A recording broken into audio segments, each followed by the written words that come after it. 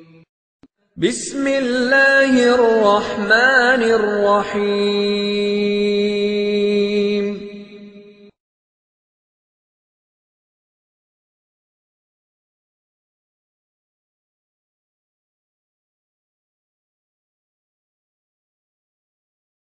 الحمد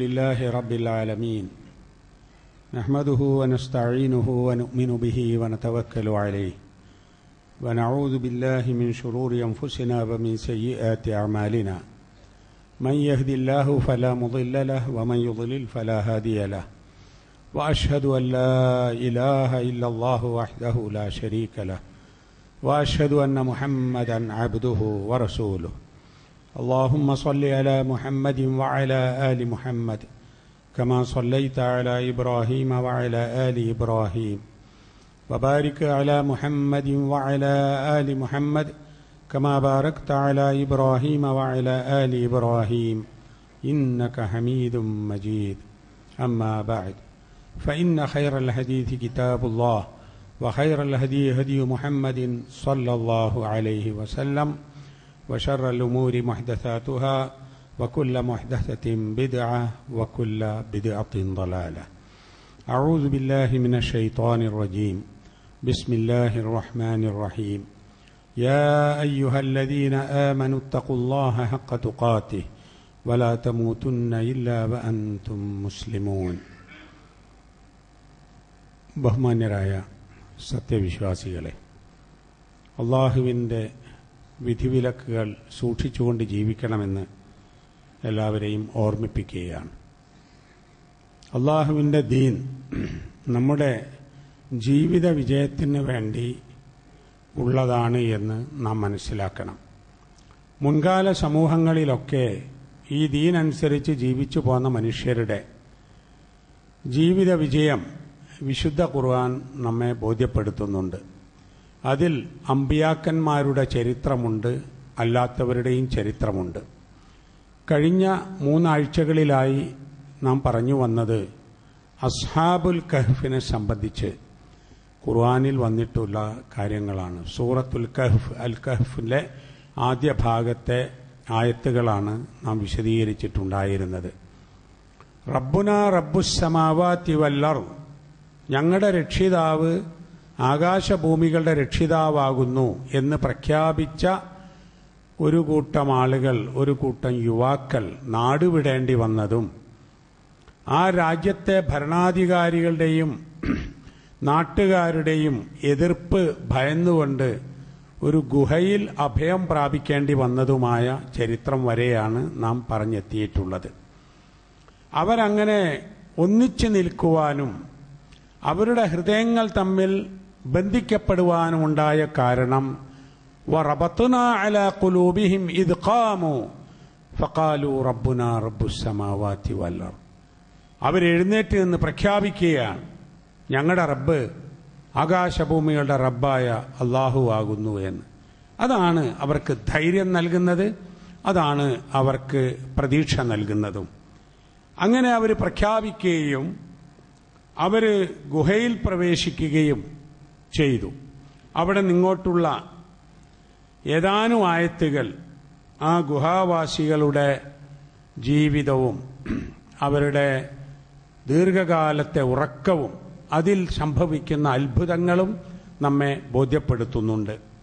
വളരെ ചുരുങ്ങിയ നിലക്ക് അത് ഇന്നത്തെ ഖുതുബയിൽ ഉൾക്കൊള്ളിക്കാനാണ് ഉദ്ദേശിക്കുന്നത്. അല്ലാഹു പറയുന്നു, വഇദ് ഇഅ്തസൽതുമൂഹും വമാ യഅ്ബുദൂന ഇല്ലല്ലാഹ് ഫഊ ഇലൽ കഹ്ഫി യൻശുർ ലക്കും റബ്ബുക്കും മിർ റഹ്മതിഹി വയുഹയ്യി ലക്കും മിൻ അംരിക്കും മിർഫഖാ. ആ ചെറുപ്പക്കാർ അന്യോന്യം പറഞ്ഞതാണിത്. നിങ്ങൾ അവരെ ഉപേക്ഷിക്കുകയും അവർ ആരാധിക്കുന്ന വസ്തുക്കളെ വെടിയുകയും അല്ലാഹുവിനെ കൂടാതെ അവർ ആരാധിക്കുന്ന വസ്തുക്കളെ വെടിയുകയും ചെയ്തു. അതുകൊണ്ട് ഫഊ ഇലൽ കഹ്ഫ്, ഇനി നിങ്ങൾ ഒരു ഗുഹയിലേക്ക് അഭയം തേടുവീൻ. അവിടെ യൻശുർ ലക്കും റബ്ബുക്കും മിർ റഹ്മതിഹി, അല്ലാഹു അവന്റെ റഹ്മത്തിൽ നിന്ന് നിങ്ങൾക്ക് വ്യാപകമായി നൽകും. വയുഹയ്യി ലക്കും മിൻ അംരിക്കും മിർഫഖ, നിങ്ങളുടെ കാര്യത്തിൽ അല്ലാഹു തആല നിങ്ങൾക്ക് എല്ലാ സൗകര്യങ്ങളും ചെയ്തു തരും. ഇനി എന്താണ് ഒരു വഴി? രാജാവ് അത് ഭീകരനാണ്, വിഗ്രഹാരാധനയ്ക്ക് വേണ്ടി നിർബന്ധിക്കുകയാണ്. നമ്മളാവട്ടെ ഏകദൈവ വിശ്വാസികളുമാണ്, തൗഹീദുള്ള ആളുകളാണ്. നമുക്കൊന്നും ചെയ്യാൻ കഴിയില്ല. ആകെ ഇനി അവരുടെ മുമ്പിലുള്ള ഒരു മാർഗം, അതാണ് അവർ പറഞ്ഞത്, ആ ഗുഹയിൽ പോയി ഒളിക്കുക എന്നത്. അങ്ങനെ ആ ഗുഹയിൽ ചെന്ന് അവർ താമസിച്ചു, ആ ഗുഹയിൽ കയറി. പിന്നെ സംഭവിക്കുന്നതൊക്കെ അള്ളാഹു നൽകുന്ന അത്ഭുതങ്ങളാണ്. പിൽക്കാലത്തെ സമൂഹത്തിന് പാഠമാകാൻ വേണ്ടിയും തൗഹീദ് ഉൾക്കൊണ്ട് ജീവിക്കുന്ന സമൂഹത്തിന് ശക്തി പകരുവാൻ വേണ്ടിയുമുള്ള അത്ഭുതങ്ങളാണ്. ഇനി എന്തൊക്കെയാണ് സംഭവിച്ചത്? വതറ ശംസ ഇദാ തലഅത് തസാവറു അൻ കഹ്ഫിഹിം ദാതൽ യമീനി വഇദാ ഗറബത് തഖ്റിദുഹും ദാത ശിമാലി വഹും ഫീ ഫജ്വത്തിൻ മിൻഹു ദാലിക മിൻ ആയാത്തില്ലാഹ് മൻ യഹ്ദില്ലാഹു ഫഹുവൽ മുഹ്തദി വമൻ യുദ്ലിൽ ഫലൻ തജിദ ലഹു വലിയ്യൻ മുർഷിദ. ആ ഗുഹയുടെ ഗുഹാമുഖത്തിന്റെ പ്രത്യേകത പറയാം. നിനക്ക് സൂര്യനെ കാണാം. വതറ ശംസ ഇദാ തലഅത്, സൂര്യൻ ഉദിച്ചാൽ അത് അവരുടെ ഗുഹയിൽ അതിന്റെ വലതുഭാഗത്തുകൂടെ അതങ്ങ് പോകും. വൈദാ ഗറബത് തഖ്റിദുഹും ദാത ശിമാൽ, അത് അസ്തമിക്കുമ്പോൾ അതിന്റെ ഇടതുഭാഗത്തുകൂടെ വിട്ടുകിടക്കുകയും ചെയ്യും. അപ്പൊ സൂര്യന്റെ ഉദയാസ്തമനങ്ങൾ ഈ വിധത്തിലാണ് ഉണ്ടാകുന്നത് എന്ന്. അങ്ങനെ വലതുഭാഗത്തുകൂടെ ഉദിച്ചുയരുകയും ഇടതുഭാഗത്തുകൂടെ അസ്തമിക്കുകയും ചെയ്യുന്ന വിധത്തിലാണ് ആ ഗുഹാമുഖം ഉണ്ടായിരുന്നത്. വഹും ഫീ ഫജ്വത്തിൻ മിൻഹു, ആ ഗുഹയുടെ വിശാലമായ ഒരു സ്ഥലത്തായിരുന്നു അവർ. ദാലിക മിൻ ആയാത്തില്ലാഹ്, അള്ളാഹുവിന്റെ ആയത്തുകളിൽ പെട്ടതാണിത്. മൻ യഹ്ദില്ലാഹു ഫഹുവൽ മുഹ്തദി, ഏതൊരാളെ അള്ളാഹു നേർമാർഗത്തിലാക്കിയോ അവന് നേർമാർഗം കിട്ടും.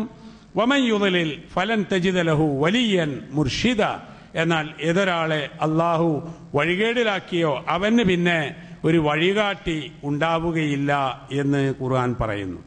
ഈ ആളുകളുടെ രൂപം എങ്ങനെയാ? വതഹ്സബുഹും ഐഖാള, അവരെ നീ നോക്കിയാൽ അവർ ഉണർന്നിരിക്കുന്നതായി കാണാം, കണ്ണ് തുറന്നു വെച്ചിട്ട്. വഹും റുഖൂദുൻ, എന്നാൽ അവർ ഉറങ്ങിക്കിടക്കുകയാ. ഉറങ്ങിക്കിടക്കുന്ന ആളുകൾ കണ്ടാൽ അവർ ഉണർന്നിരിക്കുന്നു എന്ന് തോന്നും. വനുഖല്ലിബുഹും ദാതൽ യമീനി വദാത ശിമാൽ, അവരെ നാം വലത്തോട്ടും ഇടത്തോട്ടും മാറ്റിക്കൊണ്ടിരിക്കും, മറിച്ചുകൊണ്ടിരിക്കും. എന്ന് പറഞ്ഞാൽ ഒരേ കിടപ്പിലല്ല, കുറെ കിടന്ന് അവരെ ഇടത്തോട്ട് തിരിക്കും, പിന്നെ അവരെ വലത്തോട്ട് തിരിക്കും. പിന്നെ വകൽബുഹും ബാസിത്തുൻ ദിറാഇഹി ബിൽ വസീദ്, അവരുടെ ഒരു നായ ആ ഗുഹാമുഖത്ത് അതിന്റെ കൈയും നീട്ടി അവിടെ കിടക്കുന്നുണ്ട്.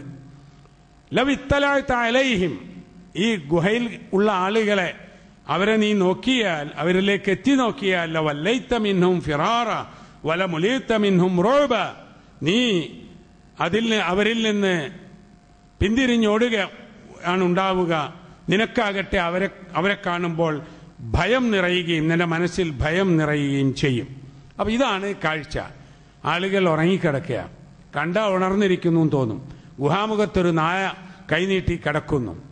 ഇതെല്ലാം കാണുമ്പോഴേ നിനക്ക് ഭയം തോന്നും, നീ പിന്തിരിഞ്ഞോടുകയും ചെയ്യും. കാരണം ഇത് കുറഞ്ഞ കാലമൊന്നുമല്ല, 300 കൊല്ലക്കാലമാണ് ഇവർ ഉറങ്ങിയത്. വകദാലിക ബഅത്നാഹും, അങ്ങനെ നമ്മൾ അവരെ ഉയർത്തെഴുന്നേൽപ്പിച്ചു, അല്ലെ ഉണർത്തി. ലിയതസാഅലൂ ബൈനഹും, അവർ പരസ്പരം ചോദിക്കുമാർ. ഖാല ഖായിലും മിൻഹും കം ലബിത്തും, ഒരാൾ ചോദിച്ചു അവരിൽ നിന്ന്, എത്ര കാലം നിങ്ങൾ ഇവിടെ കഴിഞ്ഞു? ഖാലൂ ലബിത്നാ യൗമൻ ഔ ബഅദ യൗം, ഒരു ദിവസമോ കുറച്ചു നേരം, ഒരു ദിവസത്തിന്റെ കുറച്ച് ഭാഗമോ ആണ് നമ്മളിവിടെ കഴിഞ്ഞത് എന്ന്. അപ്പൊ അത് അവർക്കറിയില്ല, ഉറക്കം അങ്ങനെയാണല്ലോ. നമ്മൾ എത്ര ഉറങ്ങിയാൽ എത്ര ഉറങ്ങിയെന്ന് മനസ്സിലാവില്ല. ഈ 100 കണക്കിന് വർഷങ്ങൾ, 300 വർഷക്കാലം ഉറങ്ങിയ ഇവര് ഉണർന്ന ശേഷം പരസ്പരം ചോദിച്ചതാ നമ്മൾ എത്ര ഉറങ്ങി. അപ്പോ അവർ ചിലർ പറഞ്ഞു നമ്മൾ ഒരു ദിവസം, വേറെ ചിലർ പറഞ്ഞു ഒരു ദിവസമൊന്നും ആയിട്ടില്ല, അതിനേക്കാൾ കുറച്ച്. ഖാലൂ റബ്ബുക്കും അഅലമു ബിമാ ലബിത്തും, അവരെന്നെ പറയാണ് നിങ്ങളുടെ രക്ഷിതാവിനറിയാം എത്ര കാലം കഴിച്ചു ഇവിടെ എന്ന്. ഏതായാലും ഫബഅതു അഹദക്കും ബിവരിഖിക്കും ഹാദിഹി ഇലൽ മദീന, ഒരു കാര്യം ചെയ്യാം, എന്തെങ്കിലും തിന്നണ്ടേ, അതിനു വേണ്ടി ഈ വെള്ളി നാണയവും കൊണ്ട് ഒരാൾ അങ്ങാടിയിൽ പോയി ഫൽയൻദുർ അയ്യുഹാ അസ്കാ തആമൻ, അവിടെ പോയി നല്ല ഭക്ഷണം ഏത് എന്ന് നോക്കിയിട്ട് ഫല്യതികും ബിറിസ്ഖിൻ മിൻഹു, അവിടെ നിന്ന് നല്ല ഭക്ഷണം വാങ്ങിക്കൊണ്ടുവരുവാൻ. വലിയ തലത്തഫ്, ഈ പോകുന്ന ആൾ വളരെ ശ്രദ്ധിക്കണം എന്നും പറഞ്ഞു. വലാ യുശ്ഇറന്ന ബികും അഹദ, നിങ്ങളെക്കുറിച്ച് ആരും മനസ്സിലാക്കരുത് എന്നും. എന്ന് പറഞ്ഞാൽ ഇവർക്കറിയില്ല ഇത്ര കാലം ഉറങ്ങിയത്. ഇവർ വിചാരിക്കുന്നത് അവിടെ രാജാവുണ്ടാകും, നാട്ടുകാരുണ്ടാകും, ഈ പ്രശ്നം അവർക്കറിയാം, അതുകൊണ്ട് കരുതലോടുകൂടി പോണമെന്നാണ്. അങ്ങനെ അവര് വരുമ്പോൾ കൊണ്ടുവന്നിരുന്ന ആ വെള്ളി നാണയവും എടുത്ത് ഒരാൾ സാധനം വാങ്ങാൻ പോയി നോക്കിയപ്പോഴാണ് അറിയുന്നത് ആ നാട്ടിൽ പ്രചാരത്തിലുള്ള നാണയമല്ല, 300 കൊല്ലം മുമ്പത്തെ നാണയമാണ്. അപ്പൊ അവർക്ക് അത്ഭുതമായി. അവർക്കിടയിൽ ഇങ്ങനെ ഒരു കഥയൊക്കെ പ്രചാരത്തിലും ഉണ്ടായിരുന്നു. അങ്ങനെ അവര് അങ്ങനെ പോകാൻ പറഞ്ഞു. ഇന്നഹും യദ്ഹറു അലൈക്കും യർജുമൂക്കും, അവർ നിങ്ങളെ എങ്ങാനും കണ്ടാൽ അവർ നിങ്ങളെ എറിഞ്ഞുകൊല്ലും. ഔ യുഈദുക്കും ഫീ മില്ലത്തിഹിം, അല്ലെ അവരുടെ മാർഗത്തിലേക്ക് നിങ്ങളെ തിരിച്ചു കൊണ്ടുപോകും, വിഗ്രഹാരാധനയിലേക്ക്. വലൻ തുഫ്ലിഹു ഇദൻ അബദ, പിന്നെ നിങ്ങൾക്ക് രക്ഷപ്പെടാൻ കഴിയില്ല ഒരിക്കലും. ഈ കാര്യങ്ങളൊക്കെ പറഞ്ഞ ശേഷം വകദാലിക അസർന അലൈഹിം ലിയഅലമു, അപ്പൊ പിന്നെയുള്ള കഥകളൊന്നും ഖുർആനിൽ പറയുന്നില്ല. അങ്ങനെ അവർ പോയി സാധനം വാങ്ങി, ആളുകൾ അറിഞ്ഞു ഈ ഗുഹാവാസികളെ കുറിച്ച് അവർ കാണാൻ വന്നു. വകദാലിക അസർന അലൈഹിം ലിയഅലമു അന്ന വഅദല്ലാഹി ഹഖ്ഖുൻ വഅന്ന സഅത ലാ റൈബ ഫീഹാ, അങ്ങനെ അവരെ നാം അവർക്ക് കാണിച്ചു കൊടുത്തു. എന്തിനാണത്? ലിയഅലമു, അവരറിയാൻ, അന്ന വഅദല്ലാഹി ഹഖ്, അല്ലാഹുവിന്റെ വഅദ്, അല്ലാഹുവിന്റെ വാഗ്ദാനം സത്യമാണ്. വഅന്ന സഅത ലാ റൈബ ഫീഹാ, ഖിയാമത്ത് നാളിന്റെ കാര്യത്തിൽ യാതൊരു സംശയവുമില്ല. ഇത് യതനാസഊന ബൈനഹും അംറഹും, പിന്നെ അവരാലോചിച്ചു, അവർ പിന്നെ മരിച്ചു എന്നാണ്. ഈ ഗുഹാവാസികൾ പിന്നെ മരിച്ചു. ആളുകൾ വന്നു, കണ്ടു, ഒരു അത്ഭുതം. ഇനി എന്ത് ചെയ്യണം? ഈ ആളുകൾ ഇവിടെ ഉണ്ടായിരുന്നു, അങ്ങനെ ഒരു സംഭവം ഉണ്ടായിരുന്നു, ഒരു ചരിത്രമുണ്ടായിരുന്നു എന്നതൊക്കെ പിൽക്കാലത്ത് ആളുകൾ അറിയപ്പെടാൻ എന്ത് ചെയ്യണം? അവർ പറഞ്ഞു, നമുക്കിവിടെ ഒരു കെട്ടിടമുണ്ടാക്കാം ഈ സ്ഥലത്ത്. വേറെ ചിലർ പറഞ്ഞു, റബ്ബുഹും അഅലമു ബിഹിം ഖാലല്ലദീന ഗലബു അലാ അംരിഹിം ലനത്തഖിദന്ന അലൈഹിം മസ്ജിദ, അവരുടെ കാര്യത്തിൽ പ്രാബല്യം പ്രാപിച്ച ആളുകൾ പറഞ്ഞു, ഇവിടെ നമുക്കൊരു ആരാധനാലയം ഉണ്ടാക്കാം, മസ്ജിദ് ഉണ്ടാക്കാം എന്ന്. പിന്നെയുള്ള കഥ ഖുർആനിലില്ല, അവരെന്തെങ്കിലും ഉണ്ടാക്കിയോ ഇല്ലേ എന്ന കാര്യം. ഇങ്ങനെയൊരു സംസാരവും നടന്നു. എന്നിട്ട് എത്ര ആളുണ്ടായിരുന്നു ഇത്?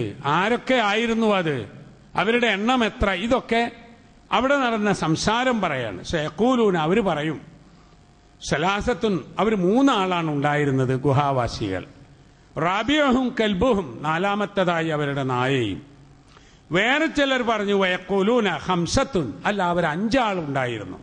സാദിസുഹും കൽബുഹും, 6ാമത്തേതായി നായയും.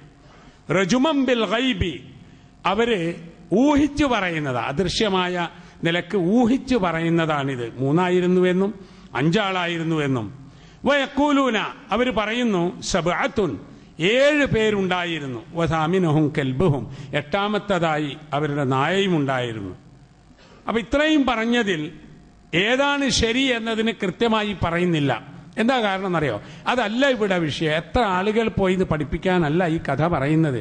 ഈ കഥ പറയുന്നത് അള്ളാഹുവിന്റെ അത്ഭുതകരമായ ഒരു പ്രവർത്തനം നടന്നു എന്നതും ആ സംഭവം നാട്ടുകാർക്ക് അറിയാമായിരുന്നു എന്നതും അത് ഖിയാമത്ത് നാളിലേക്ക് നമ്മുടെ ശ്രദ്ധ കൊണ്ടുവരണം, വന്ന സഅത ലാ റൈബ ഫീഹാ എന്നതിനുമാണ്. എന്നാലും തഫ്സീറുകളിൽ ചില തഫ്സീർ അങ്ങനെയാണ്, ചില നിഗമനം, ചില വാക്ക് പ്രയോഗം വെച്ചിട്ട് ഇത് 3 ആളുകളായിരുന്നു 4ാമത്തേത് നായയും, 5 ആളുകളായിരുന്നു 6ാമത്തേത് നായയും എന്ന് പറഞ്ഞ ശേഷം റജുമം ബിൽ ഗൈബി എന്ന് പറഞ്ഞു. തന്നെ അവർ ഊഹിച്ച്, ഒരു അദൃശ്യമായ നിലക്ക് അവർ ഊഹിച്ചു പറയുകയാണ് എന്ന് പറഞ്ഞു. പിന്നെ പറഞ്ഞിടത്ത് 7 ആളുകളായിരുന്നു, 8ാമത്തെ നായയായിരുന്നു എന്ന് പറഞ്ഞിടത്ത് അത് ഊഹമാണെന്ന് പറയുന്നില്ല. അതുകൊണ്ട് 7 ആളുകളായിരിക്കാം എന്നതാണ് കൂടുതൽ ശരി എന്ന് ചില തഫ്സീറുകളിൽ കാണാം. അത് ഉറപ്പിച്ച് പറയാവുന്നതുമല്ല. എന്നിട്ട് പറയുന്നു, ഖുർ റബ്ബി അഅലമു ബിഇദ്ദതിഹിം, അവരുടെ എണ്ണം എന്റെ റബ്ബിന് ശരിക്കും അറിയാം. മാ യഅലമുഹും ഇല്ലാ ഖലീൽ, അവരാവട്ടെ അവർക്ക് ഇതിനെക്കുറിച്ച് ഇവരെക്കുറിച്ചൊന്നും അധികവും അറിയില്ല, കുറച്ചേ അറിയുള്ളൂ. ഫലാ തുമാരി ഫീഹിം, അവരുടെ കാര്യത്തിൽ നീ തർക്കിക്കരുത്. ഇല്ലാ മിറാഅൻ ലാഹിറ, വളരെ പ്രകടമായ നിലക്കുള്ള ഒരു ചർച്ചയല്ലാതെ. വലാ തസ്തഫ്തി ഫീഹിം മിൻഹും അഹദ, അവരിൽ നിന്ന് ആരോടും ഇതിനെ സംബന്ധിച്ച് കൂടുതൽ അന്വേഷിക്കേണ്ടതുമില്ല. ഇത്രയും കാര്യങ്ങൾ പറഞ്ഞ് ആ വിഷയം ഏറെക്കുറെ തീരുന്നു. അതിനിടയിൽ മറ്റൊരു കൽപ്പന വരികയാണ്. എന്താ സംഭവം എന്നറിയോ? ഈ സംഭവത്തെക്കുറിച്ച് നബി സല്ലല്ലാഹു അലൈഹി വസല്ലമയോട് ചോദിച്ചു. പലതിനെക്കുറിച്ച് ആളുകൾ ചോദിക്കാറുണ്ട്, കഴിഞ്ഞ ചരിത്രം. ഇപ്പോൾ ഇവിടെ നബി സല്ലല്ലാഹു അലൈഹി വസല്ലം പറഞ്ഞു, ഈ സംഭവം എന്താണ്, എങ്ങനെയാണ്, എവിടത്തോളമാണ് എന്നത് ഞാൻ നാളെ നിങ്ങൾക്ക് പറഞ്ഞു തരാമെന്ന് പറഞ്ഞു. നാളെ പറയാം. പക്ഷെ നാളെ പറയാം എന്നൊരു കാര്യം പറയുമ്പോൾ നമ്മൾ ചെയ്യേണ്ട ഒരു മര്യാദ ഉണ്ട്. എന്താ ഇൻഷാ അല്ലാഹ് എന്ന് പറയണം. നാളെ ചെയ്യാം എന്നത് ഇൻഷാ അല്ലാഹ് എന്ന് പറയണം. അങ്ങനെ പറയാതിരുന്നാൽ നമുക്ക് പറയാൻ കഴിഞ്ഞില്ലെങ്കിലോ, നമുക്ക് ചെയ്യാൻ കഴിഞ്ഞില്ലെങ്കിലോ? ആ ഒരു മര്യാദ ഇതിനിടയിലൂടെ പഠിപ്പിക്കുന്നു. വലാ തഖൂലന്ന ലിശൈഇൻ, ഒരു കാര്യത്തെക്കുറിച്ചും നീ ഒരിക്കലും പറയരുത് ഇന്നീ ഫാഇലുൻ ദാലിക ഗദൻ, നാളെ ഞാനത് ചെയ്യാം എന്ന്. നാളെ ഞാനത് ചെയ്യാം എന്ന് ഒരു കാര്യവും ഉറപ്പിച്ചു പറയരുത്. ഇല്ലാ യശാ അല്ലാഹ്, ഇൻഷാ അല്ലാഹ് എന്ന് പറഞ്ഞിട്ടല്ലാതെ. വദ്കുർ റബ്ബക ഇദാ നസീത, അങ്ങനെ പറയാൻ നീ മറന്നുപോയാൽ നീ നിന്റെ രക്ഷിതാവിനെ അല്ലാഹുവിനെ ഓർക്കണം. വഖുൽ അസാ അൻ യഹ്ദിയനി റബ്ബി ലിഅഖ്റബ മിൻ ഹാദാ റശദ, അത് പറയുകയും ചെയ്യണം. എന്താ പറയേണ്ടത്? എന്റെ രക്ഷിതാവ് കൂടുതൽ ശരിയായതിലേക്ക് ഉള്ള കാര്യം എനിക്ക് എത്തിച്ചു തരാം, എന്നെ അതിലേക്ക് എത്തിക്കാം എന്ന് പറയണം. അപ്പോൾ ഈ ഇൻഷാ അല്ലാഹ് എന്ന പ്രയോഗം വളരെ അടിസ്ഥാനപരമായ ഒരു കാര്യമാണ്. വെറുതെ പറയാനും പാടില്ല. ഇപ്പൊ വേണ്ടാത്ത കാര്യത്തിന് ഇൻഷാ അല്ലാഹ് പറയാൻ പാടില്ല, ഹറാമായ കാര്യത്തിന് ഇൻഷാ അല്ലാഹ് പറയാൻ പാടില്ല. അതുപോലെ തന്നെ തീരുമാനിക്കാത്ത കാര്യത്തിനും പറയാൻ പാടില്ല. അതായത് ഒരാളാണ്ട് പോയി കിട്ടാൻ വേണ്ടിയിട്ട് ഇൻഷാ അല്ലാഹ് നോക്കാൻ അങ്ങനെ പറയാൻ പാടില്ല. കാരണം നമ്മൾ തീരുമാനിച്ച കാര്യത്തിന്റെ തൗഫീഖിന് വേണ്ടിയുള്ള ഒരു ദുആയാണത്. നമ്മൾ തീരുമാനിച്ച ഒരു കാര്യത്തിന് അള്ളാഹുവിന്റെ തൗഫീഖിന് വേണ്ടിയുള്ള ഒരു ദുആയാണ് ഇൻഷാ അല്ലാഹ് എന്നത്. അപ്പൊ അത് അറിഞ്ഞും ആഗ്രഹിച്ചും തീരുമാനിച്ചും പറയേണ്ട ഒരു സംഗതിയാണ് എന്ന്. ഇതിനിടയിൽ ഈ കൽപ്പന പറഞ്ഞ ശേഷം പിന്നെ ബോധിപ്പിക്കുന്നത് നോക്കൂ. വീണ്ടും ഈ കഥയിലേക്ക് തിരിച്ചു വരുന്നു. ഒരു 4 ആയത്ത് കൂടി അതിലുണ്ട്. വലബിസൂ ഫീ കഹ്ഫിഹിം, അവര് ആ ഗുഹയിൽ കഴിച്ചുകൂട്ടി. സലാസമിയത്തിൻ സിനീന, 300 കൊല്ലം. അത്ഭുതമാണ്, 300 കൊല്ലം. അവർ ചെതല് പിടിച്ചു പോയിട്ടൊന്നുമില്ല. കല്ലിബുഹും ദാത്തൽ യമീനി വ ദാത്ത ഷിമാൽ, അള്ളാഹ് അവരെ ഇടത്തോട്ടും വലത്തോട്ടും തിരിച്ച് കടത്തിക്കൊണ്ടിരുന്നു. അവർ നശിച്ചുപോയിട്ടില്ല, അവർ മരിച്ചുപോയിട്ടില്ല. പിന്നെ ഉണർന്നു മരിക്കുക ചെയ്തത്. ആ 300 കൊല്ലം എന്ന് പറഞ്ഞിട്ട് പറയാണ് വസ്ദാദു തിസ്ആ, അവര് 9 കൊല്ലം അധികവും താമസിച്ചു എന്ന്. അപ്പൊ 309 കൊല്ലം. എന്താണ് ഈ 309 കൊല്ലം? അതിൽ തഫ്സീറുകളിൽ രേഖപ്പെടുത്തിയിട്ടുള്ളത് 300 സൂര്യവർഷം, 309 ചന്ദ്രവർഷം ഉണ്ടാവുന്ന. ഒരു കൊല്ലത്തിൽ 10 11 ദിവസം കുറവായിരിക്കും ചന്ദ്രവർഷം, നമ്മുടെ ഹിജറ വർഷത്തിന്. ഇംഗ്ലീഷ് കലണ്ടർ പ്രകാരം ഒരു വർഷത്തിന് 365 ദിവസമുള്ളതിൽ അതിൽ 10 ദിവസം കുറയും ചന്ദ്രവർഷം. അങ്ങനെ നോക്കുമ്പോൾ 300 വർഷം എന്നത് 309 വർഷമുണ്ടാകും. ഇനി അതല്ല, 300 വർഷം താമസിച്ചു പിന്നെ 9മായി 309 വർഷം എന്നും പറയാവുന്നതാണ്. പക്ഷെ അധിക തഫ്സീറിലും ഈ 2 തരം കലണ്ടറിന് വ്യത്യാസം ആണ് ഈ പറഞ്ഞത് എന്ന് രേഖപ്പെടുത്തിയിട്ടുണ്ട്. പിന്നെ പറയാണ് ഖുലില്ലാഹു അഅലമു ബിമാ ലബിസു, അല്ലാഹുക്കറിയാം അവരെത്ര കൊല്ലം അവിടെ കഴിഞ്ഞു. ലഹു ഗൈബുസ് സമാവാതി വൽ അർദ്, ആകാശങ്ങളിലെയും ഭൂമിയിലെയും അദൃശ്യമായത് അല്ലാഹുവിനുള്ളതാണ്. അബ്സറ ബിഹി, അവൻ എത്ര കാണുന്നവൻ. വഅസ്മി, അവൻ എത്ര നന്നായി കേൾക്കുന്നവൻ. മാലഹും മിൻ ദൂനിഹി മിൻ വലിയ്യിൻ, അവനല്ലാതെ അവർക്ക് ഒരു രക്ഷിതാവുമില്ല, രക്ഷാധികാരിയുമില്ല. വലാ യുശ്രികു ഫീ ഹുക്മിഹി അഹദ, അതുകൊണ്ട് തന്നെ അവന്റെ വിധിയിൽ ആരും പങ്കുചേർക്കുകയും ഇല്ല. ഈ പറഞ്ഞതിൽ പങ്കുചേർക്കാൻ പാടില്ല എന്നാണ് അതിന്റെ ഉദ്ദേശം. അപ്പൊ അള്ളാഹു ആണ് ആകാശഭൂമികളിലെ അദൃശ്യ കാര്യങ്ങൾ അറിയുന്നവൻ.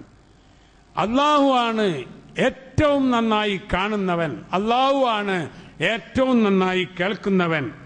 അവനല്ലാതെ ഒരു രക്ഷാധികാരിയും ആർക്കുമില്ല തന്നെ. അതുകൊണ്ട് തന്നെ അള്ളാഹു തആല നോക്കൂ, അള്ളാഹു ഖുർആനിൽ മറ്റൊരിടത്ത് പറഞ്ഞിട്ടുണ്ട്, ഈ സൃഷ്ടിപ്പിൽ അവൻ ആരെയും പങ്കു ചേർത്തിട്ടില്ല. ഇല്ലല്ലോ, അള്ളാഹ് മാത്രമാണ് ഇതൊക്കെ സൃഷ്ടി. അതുകൊണ്ട് തന്നെ ഈ സൃഷ്ടികളായ മനുഷ്യൻ അവനിൽ ആരെയും പങ്കു ചേർക്കാനും പാടില്ലാത്തതാണ്. ഇതാണ് അസ്ഹാബുൽ കഹ്ഫിന്റെ കഥ സൂറത്തുൽ കഹ്ഫിന്റെ ആദ്യ ഭാഗത്ത് വന്നിട്ടുള്ളത്. ഇപ്പം ഈ 4 ആഴ്ചത്തെ ഖുത്ബകളിൽ നിന്ന് ഈ കഥയുടെ ചരിത്രത്തിന്റെ ചെറിയൊരു രൂപം ഖുർആനിൽ വന്നത് മാത്രം നമ്മൾ പഠിച്ചു. ഇനി വിശദാംശങ്ങൾ ചരിത്രങ്ങളിലുള്ളത്, വേറെ പുസ്തകങ്ങളിലുള്ളത്, വേറെ ഹദീസുകളിൽ വന്നത്, വ്യാഖ്യാനങ്ങൾ, തഫ്സീറിൽ വന്നിട്ടുള്ള അതൊക്കെ നിങ്ങൾ ഈ ഖുർആൻ സൂറത്തുൽ കഹ്ഫ് ഓതുന്ന സമയത്ത് പരിഭാഷകളിൽ അതിന്റെ വിശദീകരണങ്ങൾ പഠിച്ച് മനസ്സിലാക്കേണ്ടതാണ്. അല്ലാഹു സുബ്ഹാനഹു വ തആല നമ്മെ അനുഗ്രഹിക്കുമാറാകട്ടെ.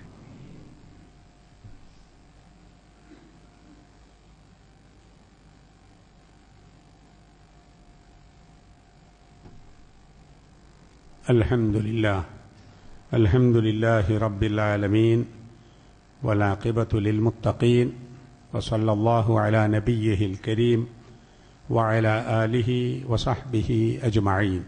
ഇത്തഖുല്ലാഹ ഇബാദല്ലാഹ്. അള്ളാഹുവിൻ്റെ വിധിവിലക്കുകൾ സൂക്ഷിക്കണമെന്ന് വീണ്ടും ഓർമ്മിപ്പിക്കുകയാണ്.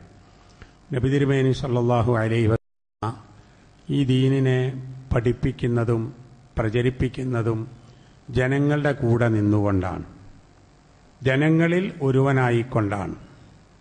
നബി സല്ലല്ലാഹു അലൈഹി വസല്ലമ അവർക്ക് അപ്രാപ്യനായ ഒരാളായിരുന്നില്ല. ആർക്കും വരാം, സംസാരിക്കാം, ചോദിക്കാം, പഠിക്കാം, സംശയം തീർക്കാം, അങ്ങനെ അവരുടെ കൂട്ടത്തിൽ ഒരാളായിരുന്നു. നബി സല്ലല്ലാഹു അലൈഹി വസല്ലമ ജീവിച്ചതും അങ്ങനെയായിരുന്നു.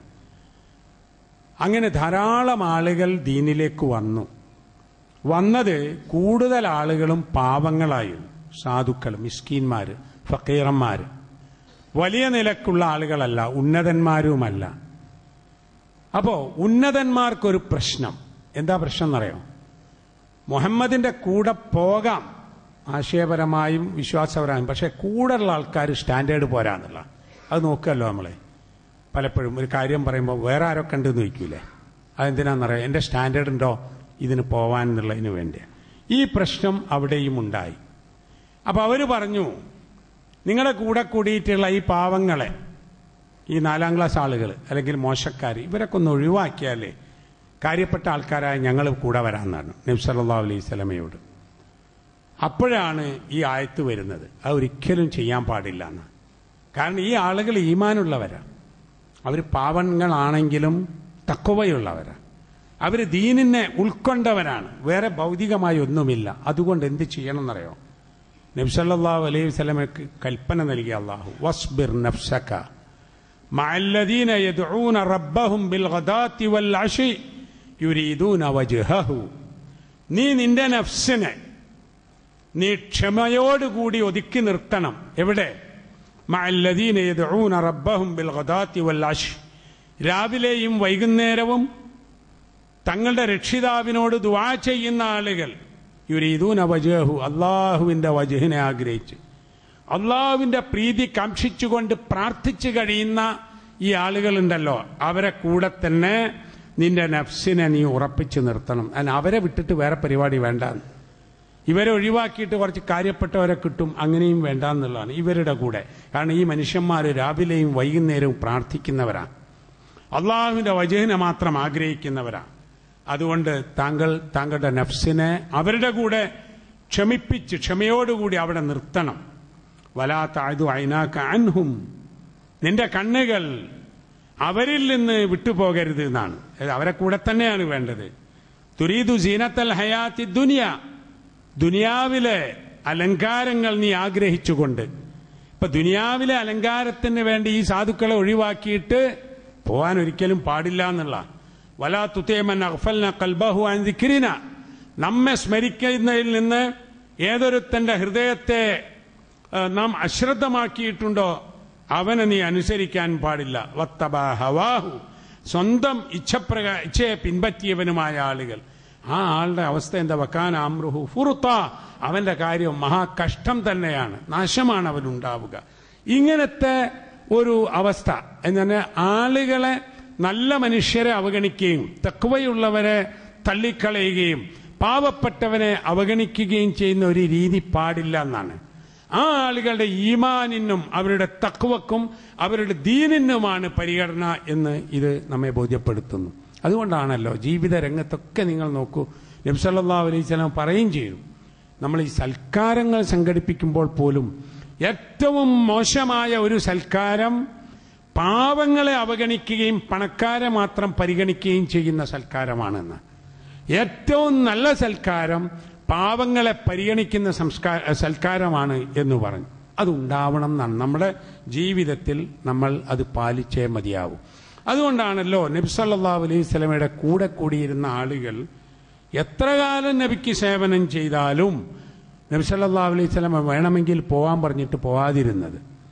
നബി സല്ലല്ലാഹു അലൈഹി വസല്ലമയിൽ വിശ്വസിച്ചുകൊണ്ട്, അള്ളാഹുവിൽ വിശ്വസിച്ചുകൊണ്ട്, ദീൻ വിശ്വസിച്ചുകൊണ്ട് കൂടെ ജീവിക്കുന്ന ഒരു ചെറുപ്പക്കാരന്റെ മാതാപിതാക്കൾ വന്നിട്ട് മോനെ ഞങ്ങളുടെ കൂടെ പോരൂ എന്ന് പറഞ്ഞപ്പോഴേ വളരെ സ്നേഹത്തോടു കൂടി ഇല്ല, ഞാൻ ഈ പ്രവാചകന്റെ കൂടെ ജീവിക്കുകയാണെന്നൊരു ചെറുപ്പക്കാരൻ പറഞ്ഞ എന്താ, അദ്ദേഹത്തിന് ലഭിക്കുന്ന ആനന്ദവും ആ പ്രവാചകനിൽ നിന്ന് ഉള്ള പെരുമാറ്റത്തിൽ നിൽക്കുന്ന സന്തോഷവുമാണ് എന്ന് നമ്മൾ അറിയണം.